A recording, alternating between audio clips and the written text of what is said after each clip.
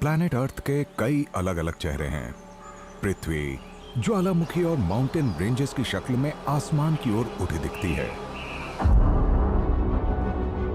इसके ये चट्टानी रक्षक हमारे ग्रह की सतह को तराशते रहने वाले तूफानी समुद्रों, नदियों और जलधाराओं के लगातार बहते पानी पर नजर रखते हैं। पर इन हालात, रूपों और एनवायरमेंट्स में एक ऐसा इकोसिस्टम है जहां बहुत तरह के जीव जंतु मिलते हैं। ये हैं जंगल और वन। ये पृथ्वी पर मौजूद एक ऐसा असाधारण जमीनी इकोसिस्टम है जहां जीवन अपने पूरे दमखम से धड़कता है।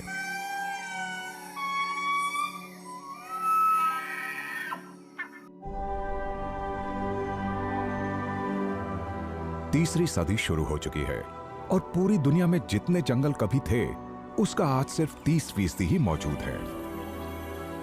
हाल की सदियों में इंसान की करतूतों से इनका एक बड़ा हिस्सा गायब हो चुका है। खैर, पर जो बचा है वो हमारे प्लैनेट के इकोलॉजिकल बैलेंस के लिए बहुत जरूरी है।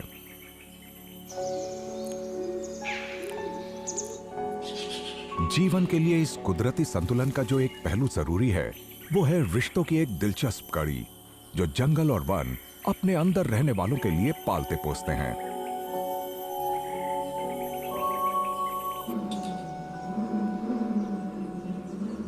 इस इंटरैक्शन के कई रूप हैं, पर जो एक सबसे आम दिखता है वो है शिकारी और शिकार का।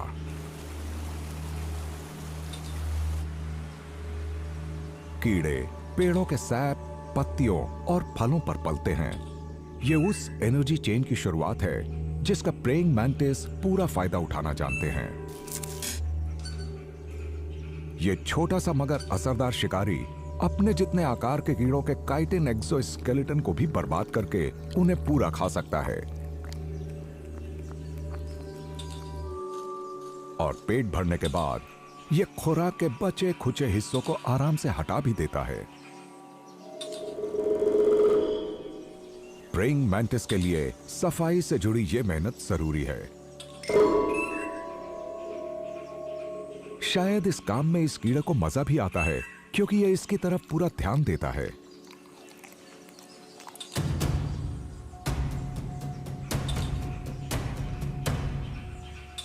पर शायद इसे पता नहीं कि यह खतरे में है। शिकारी खुद शिकार बन जाता है और मैंटिस खुराक बन जाता है एक मेडागास्कर कमीलियन का। यह भी कैमोफ्लेज की कला में माहिर है।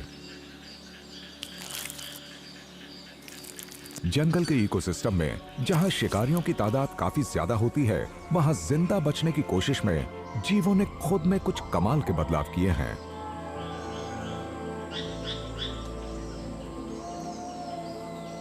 जंगल ऐसे जीवों के आशियाने हैं जहां हमें एनिमल किंगडम में मौजूद कुछ बेहतरीन बहरूपिये दिखाई देते हैं।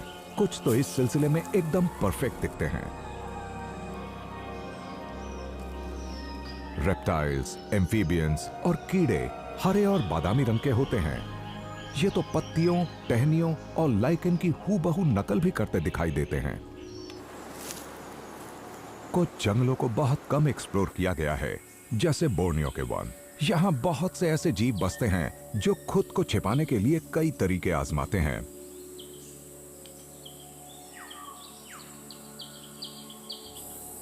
शिकारी और शिकार दोनों को ही अपने माहौल में घुल मिल जाना होता है। इसके कई फायदे होते हैं। बोर्नियो की ग्रीन क्रेस्टेड लिजर्ड का रंग जंगल की पत्तियों और लियानास जैसा होता है। इससे इन्हें हर जगह मंडरा रहे शिकारियों की नजर से बचने में मदद मिलती है।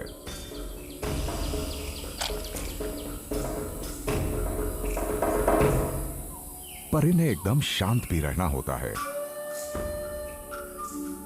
इस छिपकली को एक खतरनाक मॉनिटर लिजर्ड के बहुत करीब होने का पता चल गया है। सिर्फ एकदम स्थिर रहने से भी शिकारी को धोखा दिया जा सकता है, पर यह बहुत ही पास है, तो यह एक मुश्किल इम्तिहान है। जब मॉनिटर लिजर्ड करीब आती है तो इसकी हिम्मत जवाब दे जाती है और यह अपना रंग हरे से लाल कर लेती है। और पलक झपकते ही ये एक आसान खुराक बन सकती है। अब इसका जिंदा रहना बस एक चीज पर निर्भर है, तेजी से भाग जाना।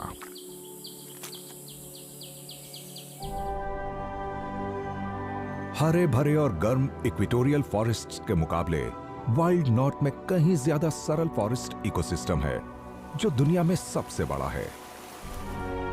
यहां हुक्म चलता है सर्दियों का, और यह सर्दी साल में 8 महीने राज करती है।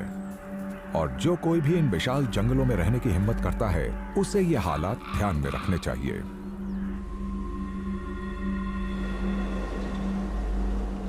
टाइगा के कॉनिफर्स को हवा और बर्फ बर्दाश्त करनी होती है। दरअसल कनिफेरस फॉरेस्ट यहां के चरम हालात को थोड़ा आसान बनाने का काम करते हैं।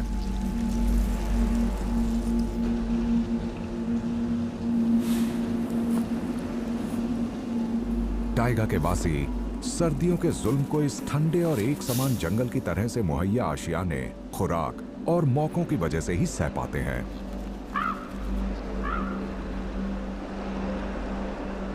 बड़े मैमल्स बहुत कम तापमान, बर्फ और खुराक की कमी को झेल जाते हैं।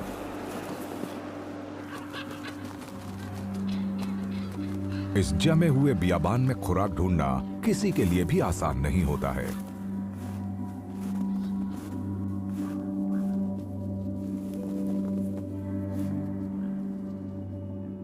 ब्राउन बेयर जैसे कुछ जानवरों को सर्दियों के दौरान अपनी मांदों में छिपने से पहले अपना वजन दोगुना करना होता है।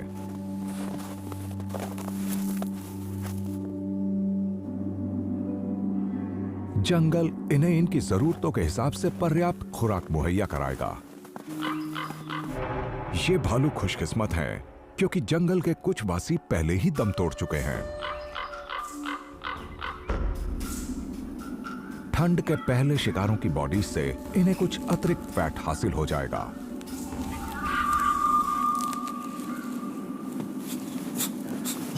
साल के इस समय इनका मेटाबॉलिज्म उस खुराक के 75% हिस्से को फैट की परत में बदल देगा जो ये खाते हैं, और फिर इनका शरीर सर्दियों की इनकी नींद के दौरान इसे एनर्जी के लिए इस्तेमाल करेगा।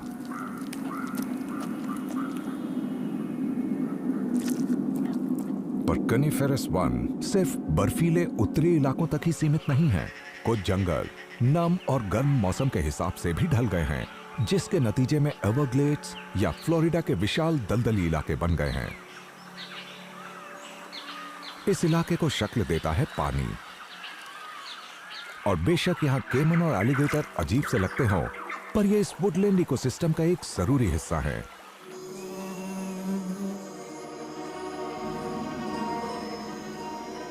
केमन की विरासत पुरानी है। ये यहां बोल्ड साइप्रस पेड़ों की जड़ों, तनों और शाखाओं के बीच रहते हैं।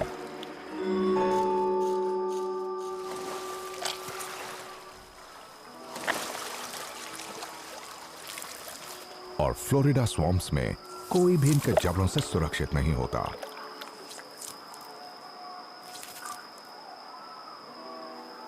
यहां केमन इतनी तादाद में दिखते हैं, इसकी एक वजह है यहाँ का माइल्ड क्लाइमेट, जो इन बड़े और ठंडे खून वाले जीवों के लिए जरूरी है। एवरग्लेड का क्लाइमेट सब ट्रॉपिकल है, गुनगुना और नम।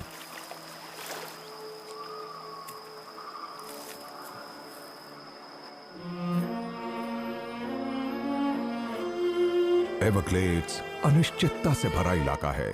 यहाँ की सतह पर आधा पानी और आधी जमीन है। ये एक ऐसा इलाका है जहां सिर्फ सबसे हिम्मती और हालात के हिसाब से तैयार जीव ही जी सकते हैं। ऊपर डालियों में वुडपेकर अपने गोदाम बनाते हैं, जहां ये अपनी मनपसंद खुराक छिपा कर रखते हैं। ये पाम्स के नर्म और फाइबर वाले तनों में जगह बनाकर वहां एकॉर्न्स और तरह तरह के फल छिपाते हैं। एवरग्लेड से दूर दुनिया के सबसे बड़े महासागर के बीच में ट्रॉपिकल से दिखने वाले हरे भरे जंगल अचानक नजर आने लगते हैं। Canary Islands, laurel forest tertiary दौर की झलक देते हैं। ये जंगल 2 करोड़ साल पहले के लैंडस्केप्स जैसे ही हैं, इस पुराने जंगल का वजूद अटलांटिक महासागर की ट्रेड विंड्स के कारण है। इस जंगल के कायम रहने के लिए समुद्र और हवा मिलकर नमी और वो टेम्परेचर देते हैं जो इसे चाहिए। लॉरिसिल्वा एक फॉसिल फॉरेस्ट है जहां पेड़ों की 25 ऐसी किस्में हैं जो शायद बहुत लंबे समय से बदली ही नहीं हैं।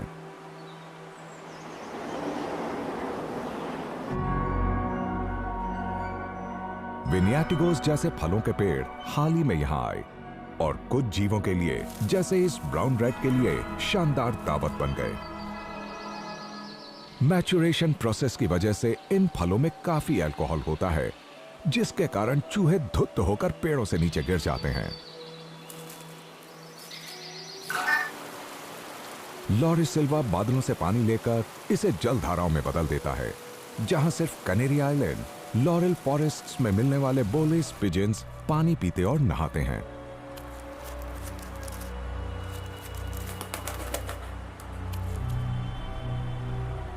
गर्मियों में ये उन कुछ पोखरों पर इकट्ठे हो जाते हैं जो सूखते नहीं।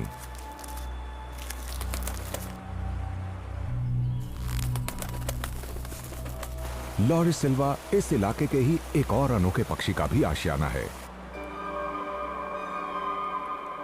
लॉरेल पिजन जंगल में रहता है, पर घोंसले बनाता है ज्वालामुखी की चट्टानों पर, और यह आदत इसे महंगी पड़ती है।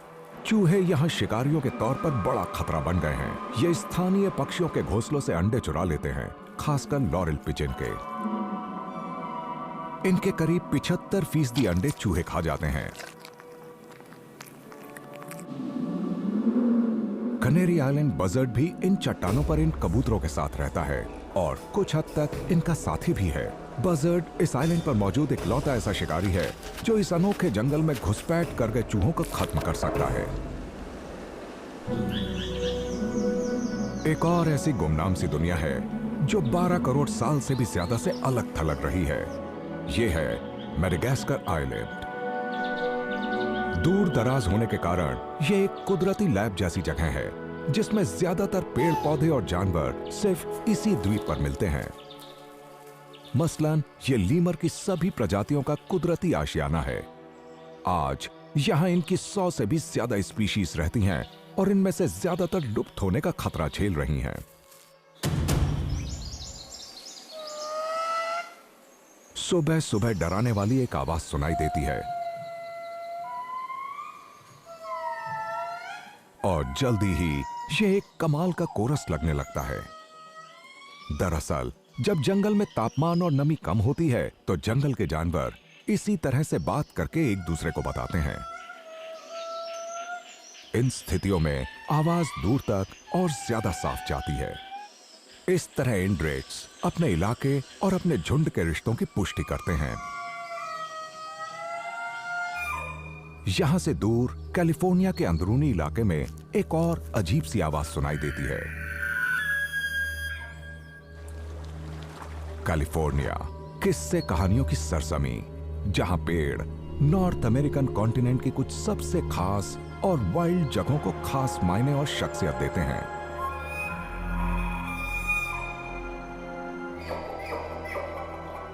ये आवाजें जंगल से आ रही मालूम होती हैं। वापिटीज या एल्क दुनिया के सबसे बड़े हिरणों में शुमार हैं। ये जंगल से तभी बाहर आते हैं जब हीट में होते हैं।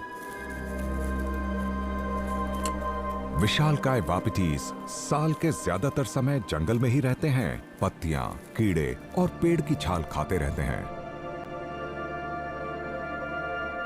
पर पतझड़ में जब रटिंग यानी मिलन का मौसम शुरू होता है तो ये सुरक्षित जंगल से निकलकर खुले खुले मेडोज में आ जाते हैं, जहां मेल्स अपनी मादाओं के साथ इकट्ठे होते हैं। इनकी आवाजें सुबह और शाम सुनी जा सकती हैं। इनके जरिए हर मेल अपनी ताकत जताता है और राइवल्स को चुनौती देता है। नॉर्थ अमेरिका के इस हिस्से में दुनिया की सबसे ऊंची पेड़ प्रजाति खूब फलती फूलती है और ये सब कॉनिफर है। ये इलाका है पॉन्डरस पाइन, इंसेंस सीडर, व्हाइट फर और सबसे ऊंचे सिक्वोया का।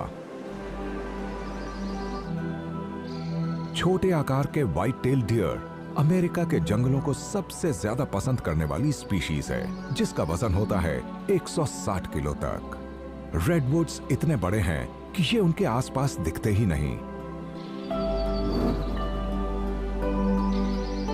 कैलिफोर्निया सिक्वेया सबसे विशाल पेड़ है। इसे दुनिया का सबसे इंप्रेसिव लिविंग बीइंग कहा जाता है और इसके पीछे ठोस वजह भी है। इसकी ऊंचाई 100 मीटर से भी ज्यादा हो सकती है और पृथ्वी पर मौजूद किसी भी जीवित चीज के मुकाबले इसका बायोमास सबसे ज्यादा होता है। ऐसे सबसे विशाल पेड़ का वजन 2000 टन से भी ज्यादा माना जाता है। इनकी उम्र भी बहुत लंबी होती है, कुछ तो 3000 साल से भी पुराने हैं।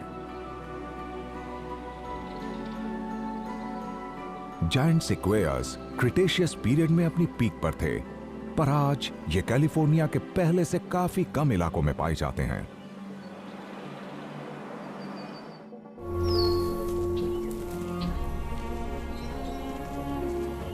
साउथ अफ्रीका के जंगल यानी बुशवेल्ड साइज में काफी छोटे हैं, पर मामूली दिखने के बावजूद इनमें एक कमाल का सरप्राइज छिपा है।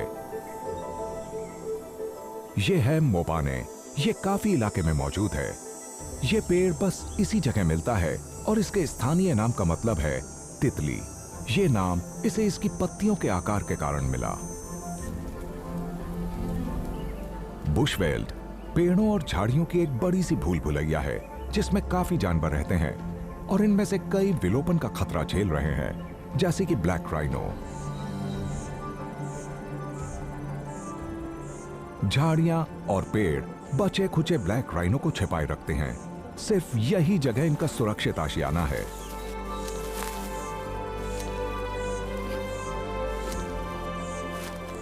साल के इस समय रात में तापमान 0 से भी नीचे गिर सकता है। तो 2 साल का यह बच्चा, जिसका वजन करीब 500 किलो होगा, अपनी मां का दूध पीता रहता है ताकि ठंडी और सूखी गर्मियों का सामना कर सके। हमारी पृथ्वी के जंगल और वन कई पौधों और जीवों की विलोपन का खतरा झेल रही कई प्रजातियों के लिए आखिरी शरण स्थल है। सदर्न व्हाइट राइनोज भी उन्हीं हालात का सामना कर रहे हैं जो इनके नॉर्दर्न कजिन्स कर रहे हैं। इनकी आबादी तेजी से घट रही है क्योंकि ये सबसे घने सवाना में ही रह सकते हैं। बड़े मेल्स अपने इलाके की निशानदेही पेशाब के छिड़काव और मल के फैलाव से करते हैं। ये दूसरे मेल्स को एक हद तक ही बर्दाश्त करते हैं, पर जब हीट वाली कोई फीमेल नजर आ जाती है तो टेंशन बढ़ने लगती है। जब मेल्स उसका ध्यान खींचने के लिए आपस में भिड़ते हैं तो माहौल जल्दी ही बदल जाता है। 2.5 टन वजन वाला कोई जीव अगर 50 किलोमीटर प्रति घंटा की रफ्तार से टक्कर मार दे तो काफी नुकसान पहुंचा सकता है।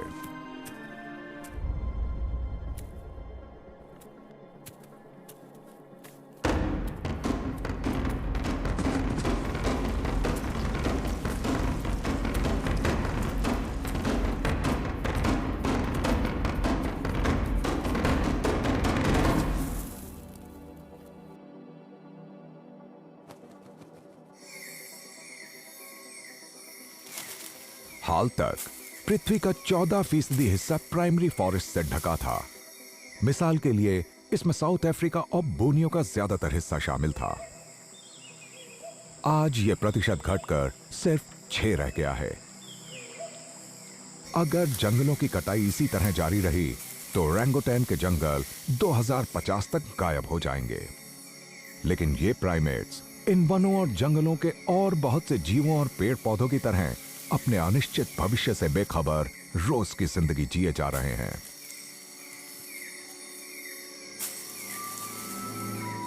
ओरंगुटैन अपने लिए टहनियों और पत्तियों का घोंसला बना रहे हैं।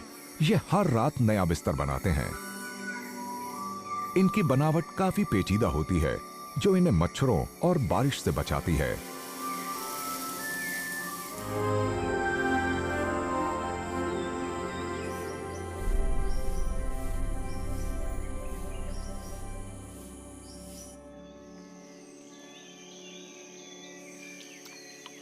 ये जंगल बेशक दिखने में हरा भरा लगता है, पर ये ओरंगुटैन के बड़े झुंडों के लायक खुराक पैदा नहीं कर पाता, तो ये एक दूसरे से मुकाबला किए बिना खुद ही खुराक ढूंढते रहते हैं। पर जब किसी बड़े पेड़ पर फल पकते हैं तो कुछ ओरंगुटैन मिलकर साथ साथ खाते रहते हैं और मजा लेते हैं, बशर्ते आसपास डोमिनेंट मेल्स ना हो।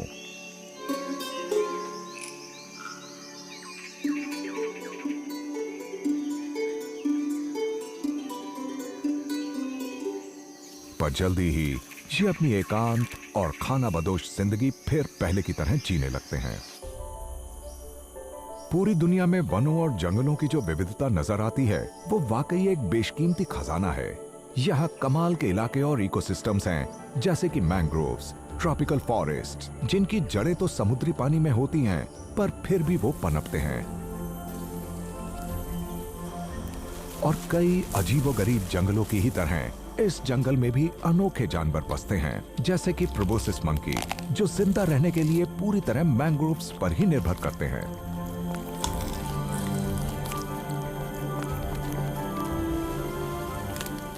प्रोबोसिस मंकी इस बात की एक बेहतरीन मिसाल है कि कैसे ज्यादातर जमीनी पेड़ पौधे और जानवर जंगल में मिलने वाले माहौल से करीब से जुड़े हैं। ये है ऐसे जादुई, विविधता से भरे और हैरत अंगेज इलाके जो हमारे ग्रह के काफी बड़े हिस्से पर मौजूद हैं। अगर कोई चीज जंगल और फॉरेस्ट इकोसिस्टम को परिभाषित करती है तो वो है उनकी विविधता। ये ऐसी जगहें हैं जहां बिल्कुल अलग अलग तरह के जीवों के बीच के रिश्ते ही उनकी जान है। वुडलैंड्स, जंगल और फॉरेस्ट या वन, ये एक ही कॉन्सेप्ट के तीन रूप हैं। पेचीदा इकोसिस्टम जहां पेड़ हैं बुनियाद, कुदरत के सबसे शानदार शाकारों की बुनियाद, जहां जीवन की गहमा गहमी रोजाना बहुत ही हैरत अंगेज और कमाल के माहौल में जारी रहती है।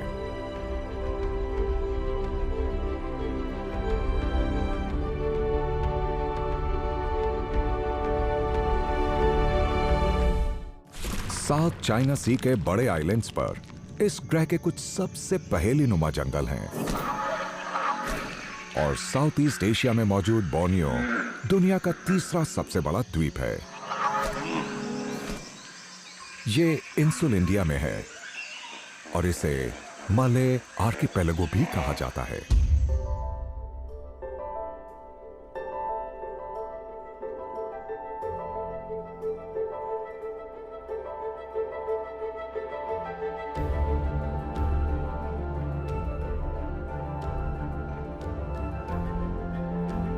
बोर्नियो के जंगल ऐसे पुराने वन हैं जो करीब 1.5 करोड़ साल पहले वजूद में आए थे।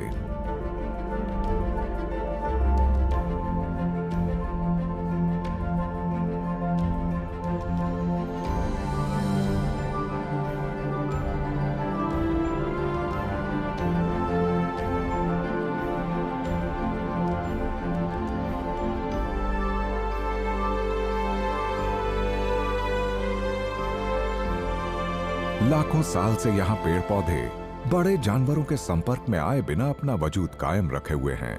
पहुंचने के लिहाज से नामुमकिन ये दूर दराज द्वीप लंबे वक्त तक यूं ही बने रहे और फिर इन अलग थलग वनों में जीवन पनपने लगा। फिर 20 लाख साल पहले सब कुछ बदल गया। जबरदस्त ग्लेशिएशन की अवधि के कारण सी लेवल में बड़ी गिरावट आई और इसके नतीजे में बोर्नियो, सुमात्रा, जावा और एशिया के बीच लैंड ब्रिजेस बन गए। और फिर तो जैसे पौधों, मैमल्स, पक्षियों और रेप्टाइल्स के लिए यहाँ के दरवाजे ही खुल गए। वो इस नए इलाके में आने लगे और उन अजीब पेड़ पौधों से मिलने जुलने लगे जो इन आइलैंड्स में पनपे थे। आखिरी ग्लेशिएशन के कुछ समय बाद समुद्र का स्तर फिर बढ़ा और बोर्नियो एक बार फिर द्वीप बन गया। यहाँ जो बायोलॉजिकल रिचनेस पैदा हुई थी, अब वो फिर से पहले वाले एकांत की तरफ लौटने लगी। पेड़ पौधे और जानवरों में और विविधता आई। ये अपने खुद के नियमों के हिसाब से चलने लगे जो दूसरे कॉन्टिनेंट्स के हालात से अलग थे। इन जंगलों में जीवन पर नजर रखता है एक अनोखा जानवर जो यहाँ के जंगल जितना ही अनोखा है। इन जंगलों को ओरंगुटैन बाकी सबसे बेहतर ढंग से जानता है। ओरंगुटैन सिर्फ बोर्नियो और सुमात्रा में ही मिलते हैं, ये एंथ्रोपोमोर्फस एप्स इंसानों के साथ काफी करीब से जुड़े हैं और इनके 97% क्रोमोसोम्स इंसानों से मेल खाते हैं। तो हैरानी नहीं कि इन द्वीपों के इन वासियों को कहा जाता है जंगल का मानव। पूरी दुनिया में मिलने वाले तमाम ऐसे जीव जो पेड़ों की चोटियों पर अपना घर बनाते हैं, ओरंगुटान उनमें सबसे बड़ा है। अपने भारी वजन के बावजूद जो 100 किलो से भी ज्यादा हो सकता है, इसकी ज्यादातर जिंदगी जंगल की जमीन से कई मीटर ऊपर बीतती है और ये शांति से आसपास के जंगल पर नजर रखे रहता है।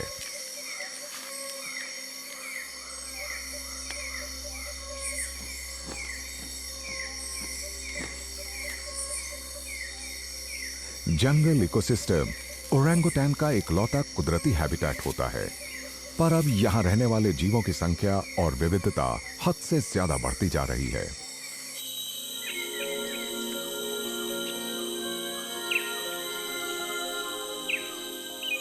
माना जाता है कि यहां पेड़ों की कम से कम 3000 स्पीशीज उगती हैं और फूल वाले पौधों की यहां 15,000 से भी ज्यादा किस्में हैं।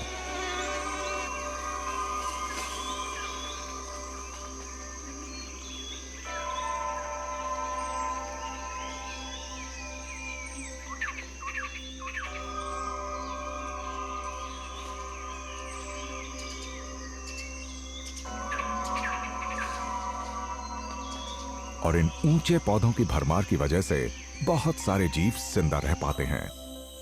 ओरंगुटान अपने गर्म और नम आशियाने को मरून लंगूर या लीफ मंकी और पिगटेल मैकैक के साथ भी शेयर करता है।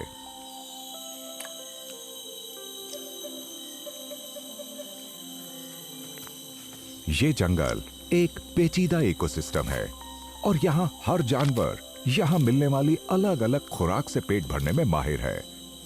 पर मैकैक इस मामले में अलग है। वो मौके के हिसाब से कुछ भी खाने के लिए ढल गए हैं।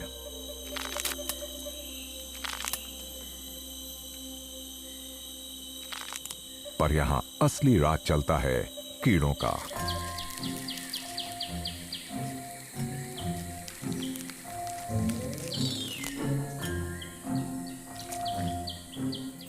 माना जाता है कि यहां कीड़ों की करीब 10 लाख स्पीशीज रहती हैं और उनमें से ज्यादातर के बारे में अब भी पता नहीं।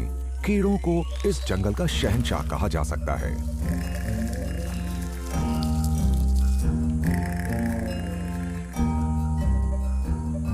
पर इसका यह मतलब नहीं कि इनके दुश्मन नहीं होते। फ्लाइंग लिजर्ड चींटियां पकड़ने में माहिर जीव हैं। ये फीमेल कमाल की शिकारी हैं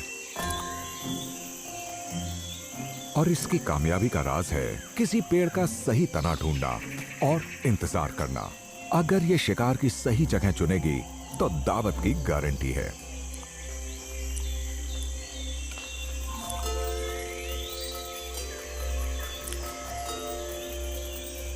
मेल भी पास ही शिकार कर रहा है। इसे इसके ज्यादा चटक हरे रंग से पहचाना जा सकता है और इसके कॉलर के नीचे मौजूद इस खास चीज से, ये स्किन का फ्लैग जैसा एक फ्लैप है जिसके जरिए ये अपना इलाका तय करता है और मादाओं को रिझाता है। कीड़े प्रोटीन का एक बढ़िया जरिया हैं और इन्हें अच्छी खुराक के शौकीन जीव बहुत पसंद करते हैं, जैसे कि मलेन सनबेयर। ये बहुत ही दुर्लभ और एंडेंजर्ड जीव हैं और दुनिया के सबसे छोटे आकार के भालुओं में से एक हैं। ये साउथ ईस्ट एशिया के रेन फॉरेस्ट में रहते हैं और बोर्नियो और सुमात्रा आइलैंड पर भी।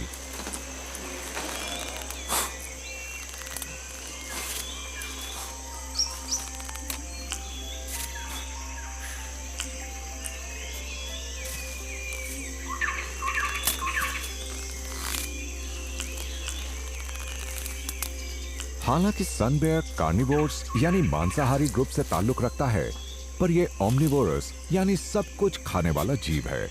ये जंगल में मिलने वाले पेड़ पौधों को भी खूब पसंद करता है।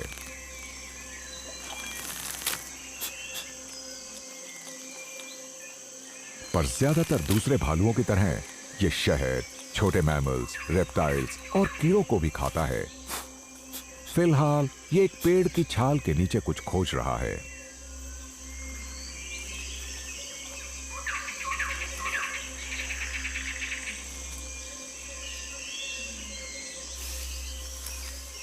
कीड़े हर कहीं हैं और ये जंगल में मिलने वाली हर खाने लायक चीज खाते हैं। और हाँ, ये इस प्राचीन इकोसिस्टम की फूड चेन में एक अहम कड़ी हैं।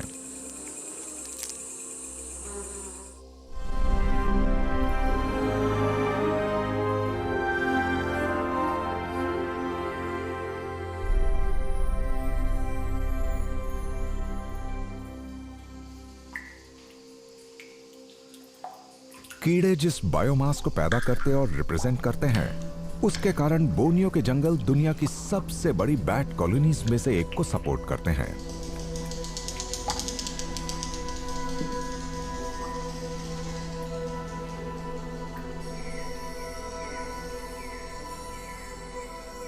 हर रोज शाम होने पर लाखों बैट्स जंगल में से बाहर निकलते हैं और अंधेरा होने पर निकलने वाले कई टन कीड़ों को चट कर जाते हैं।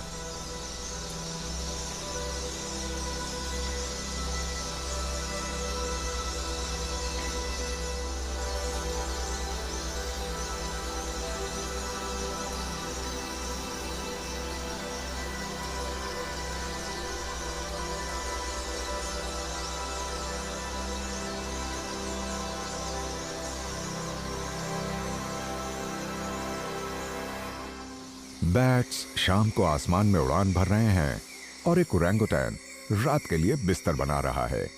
यह डालियों और पत्तियों का एक प्लेटफॉर्म होगा।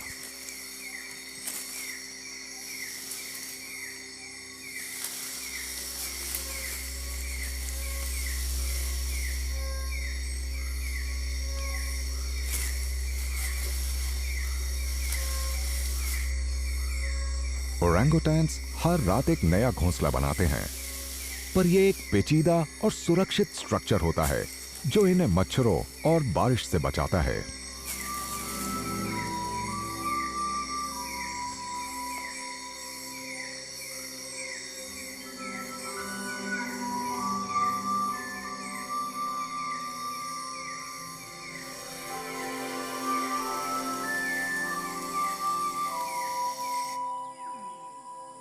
पर जंगल में रात होने पर भी हलचल खत्म नहीं होती। बस जीवों की शिफ्ट बदलती है और जल्दी ही रात में जानवरों की फुसफुसाहटें सुनाई देने लगती हैं।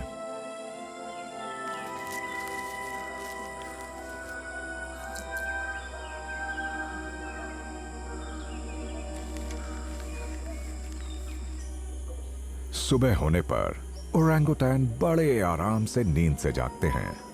ये किसी जल्दी में नजर नहीं आते, आखिर ये जन्नत में जो रह रहे हैं।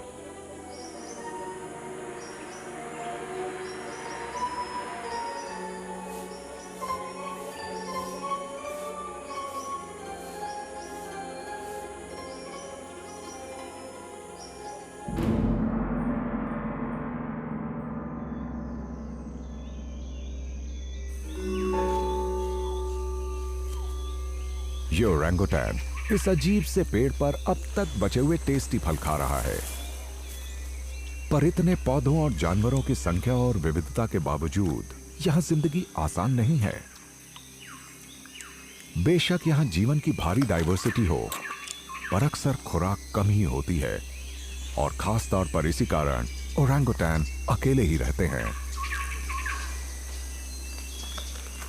बेशक यहां जीवों की संख्या काफी है, पर जंगल में इतनी खुराक पैदा नहीं होती कि ओरंगुटैन्स के बड़े ग्रुप्स एक साथ सरवाइव कर सकें। इसीलिए वो अक्सर बिना आपस में मुकाबला किए अकेले अकेले ही खुराक जुटाते रहते हैं। पर यह भी तभी होता है अगर उन्हें कोई ऐसा पेड़ मिल जाए जिस पर काफी फल लगे हों। लेकिन जब ऐसा होता है तो कुछ ओरंगुटैन मिलते हैं और एक दूसरे के लिए फायदेमंद रिश्ते बनाते हैं, बशर्ते आसपास डोमिनेंट मेल्स ना हो। फीमेल्स और बच्चे एक दूसरे के साथ आराम से खेलते और इंटरैक्ट करते रहते हैं।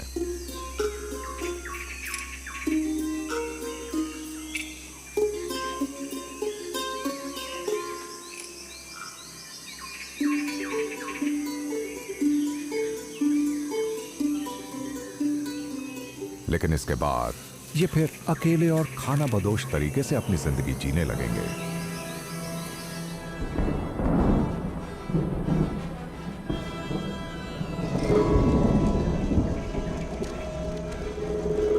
इन सोशल इवेंट्स का बारिश से गहरा नाता है। यहां इन विशाल द्वीपों के जंगलों में रोजाना ही ट्रॉपिकल स्टॉर्म्स की वजह से बारिश होती है। लेकिन बारिश जंगल में रहने वाले इन जीवों के तौर तरीके कभी नहीं बदलती।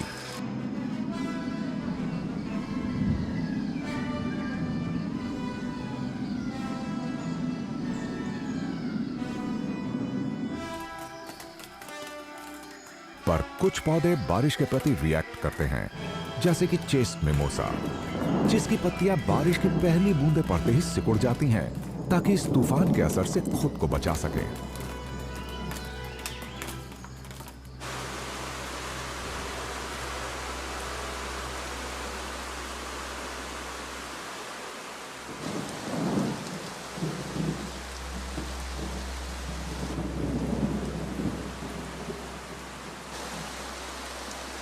इतनी ज्यादा बारिश की वजह से कई जल धाराएं वजूद में आ जाती हैं, जो मिल जाती हैं बहुत बड़ी नदियों में।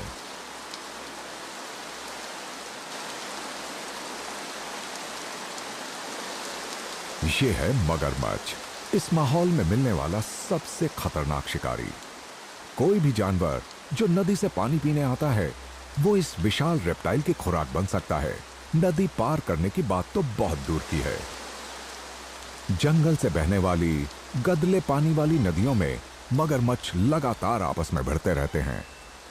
मिलन के मौसम में इलाके पर हक के लिए मुठभेड़ें बढ़ जाती हैं, क्योंकि हर मेल इलाके पर अपना कब्जा और दबदबा पेश करता है और ये बात पड़ोसियों को जता भी देता है।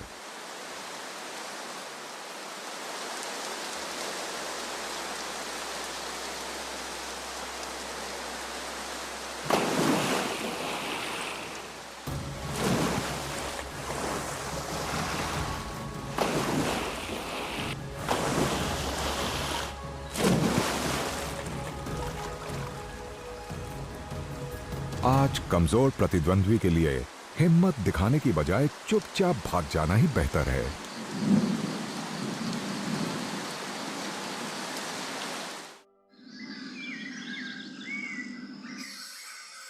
इन पुराने जंगलों के रिप्रोडक्टिव साइकिल्स दूर मौजूद समुद्रों के बहावों के साथ करीब से जुड़े होते हैं। सनबर्ड्स अपनी तीखी और मुड़ी हुई चोंच से नेक्टर और बीज इकट्ठे करती है।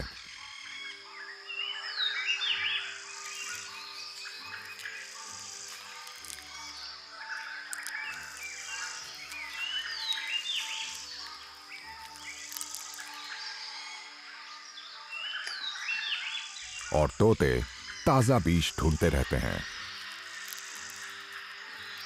और ये सब कुछ एल नीनो नाम के ट्रॉपिकल ओशन करंट पर निर्भर करता है।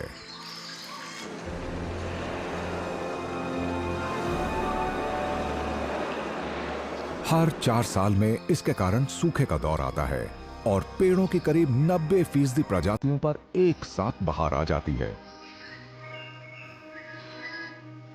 और ऐसा लग सकता है कि ओरंगुटैन्स और दूसरे जानवरों का रिप्रोडक्टिव साइकिल इन भरपूर खुराक वाले बरसों के साथ जुड़ा है। तो फीमेल्स इस समय हीट में आ जाती हैं और कुछ महीने बाद इनके बच्चे जन्म लेने लगते हैं।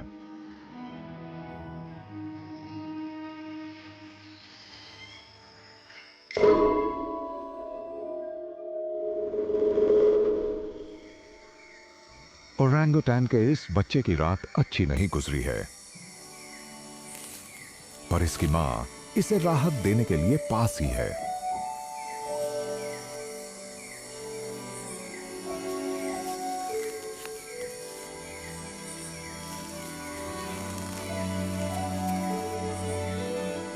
ओरंगुटैन माएं अपनी संतानों को इस अद्भुत दुनिया के बारे में सब कुछ सिखाती हैं।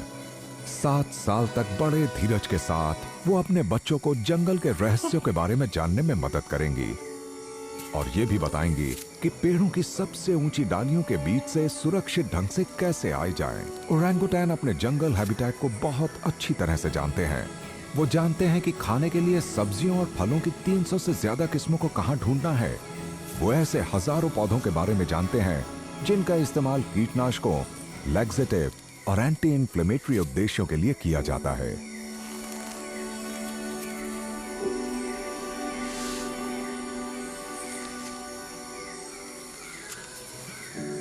बच्चे अपने आसपास के पड़ोसियों के बीच अंतर करना भी सीखते हैं, यानी कौन खाने के योग्य है और किन से दूर रहना है। नरम और चिपचिपे जीवों से तो यकीनन दूर ही रहना है। नरम और चिपचिपे जीव।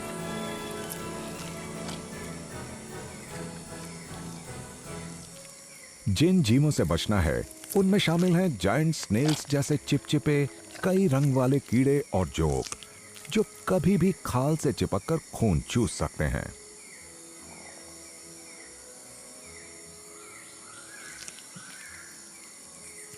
ओरंगुटान जंगल में कुछ बहुत ही अजीब इनवर्टिब्रेट्स और दूसरे कई पड़ोसियों के साथ रहते हैं, और इन सब के बीच एक रहस्यमय और नजर न आने वाला एक रिश्ता होता है।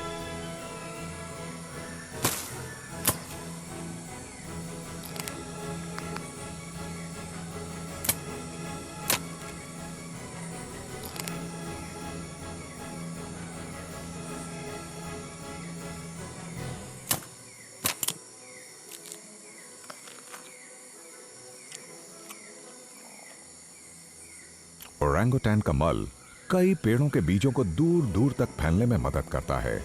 फिर इनसे पेड़ उग जाते हैं, जिनके फल बोनियों के कई जीवों के लिए बड़े कीमती होते हैं, जैसे कि अजीब से दिखने वाले ये हॉर्नबिल्स, जिनकी चोंच काफी बड़ी होती है और जो जिंदा रहने के लिए इन फलों पर निर्भर करते हैं। बोनियों के जंगल हमारी दुनिया के सबसे पुराने और सबसे कम ज्ञात वनों में से एक है। अभी कुछ दशक पहले तक अलग थलग होने और अपनी उम्र की वजह से दुनिया के बायोडायवर्सिटी के ये खजाने अनछुए ही थे, और आज भी तेज रफ्तार से हो रही अपनी तबाही के बावजूद इस जंगल में कुछ ऐसा बेशकीमती है जिसे समझना बहुत मुश्किल है। अपने पूर्वजों के जंगल को कई जीवों के परिवारों में पैदा होने वाले नए बच्चे आज भी अपना घर मानते चले आ रहे हैं, जैसे कि अक्लमंद और उत्सुक ओरंगुटैन्स, डरपोक सनबेयर्स और भड़कीले हॉर्नबिल्स। और यहाँ शरण लिए हुए परिंदों की दर्जनों अनोखी प्रजातियों, पेड़ों और फूलों की हजारों किस्मों और लाखों छोटे छोटे जीवों को तो आज तक खोजा ही नहीं जा सका है। इन भरपूर और रहस्यमय जंगलों की धुंध और नमी के बीच आज भी कई राज और सरप्राइज दुबके हुए हैं।